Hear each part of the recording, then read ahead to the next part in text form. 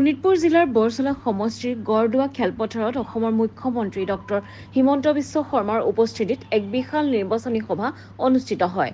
প্ৰথমে বৰছলাৰ বিধায়ক গণেশ কুমাৰ লিম্বুৱে আদৰণি ভাষণ দি আগন্তুক নিৰ্বাচনত শোণিতপুৰ লোকসভাৰ প্ৰাৰ্থী ৰঞ্জিত দত্তক ভোট প্ৰদান কৰি বিপুল ভোটৰ ব্যৱধানত বিজয়ী কৰাবলৈ আহ্বান জনায়।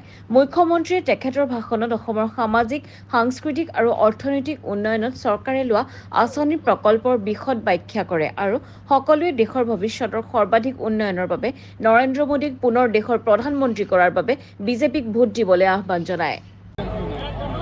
এইবাৰ আমি কি ঠিক কৰিছো যে মেট্ৰিকত 5 লাখ ল'ৰাই পৰীক্ষা দিছে। 20 তাৰিখৰ পিছত মেট্ৰিকৰ ৰিজাল্ট দিব। পাছ কৰিব 3 লাখে, 4 লাখে, 2 লাখে দি পাছ কৰে। এইবাৰ আমি কি সিদ্ধান্ত লৈছো যে মেট্ৰিক পাছ কৰা ল'ৰাটো দেউতাক মাকে পঢ়াব আৰু ছোৱালীজনীক মামাই পঢ়াব।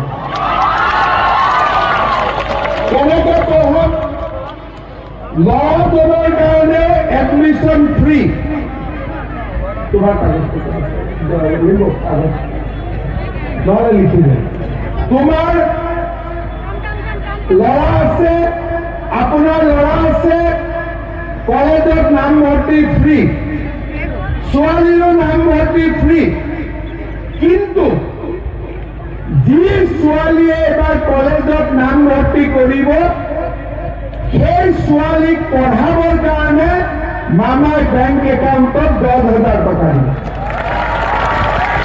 আৰু 1 বছৰ নহয়, হায়াৰ ছেকেণ্ডাৰী ফাৰ্ষ্ট ইয়াৰতো 10,000 দিব, সেকেন্ড ইয়াৰতো 10,000 দিব, ডিগ্ৰীত নাম লগাব 12,500, সেকেন্ড ইয়াৰতো 12,500, থাৰ্ড ইয়াৰতো 12,500। আৰু সেই ছোৱালীজনী যেতিয়া ইউনিভাৰ্চিটিত যাব, প্ৰত্যেক বছৰে তাইক আমি 25,000 টকা কৰি দিম। সেইকাৰণে মই চবক কওঁ, যাৰ হৈ গ'ল, আল্লাহ দিলে, ভগৱানে দিলে কি কৰিম। কিন্তু যাৰ হোৱা নাই, সি 2টা বাচ্চা ৰাখিব লাগে, যাতে পঢ়া শুনা ভালকৈ কৰাব পাৰি। হয়নে নহয়?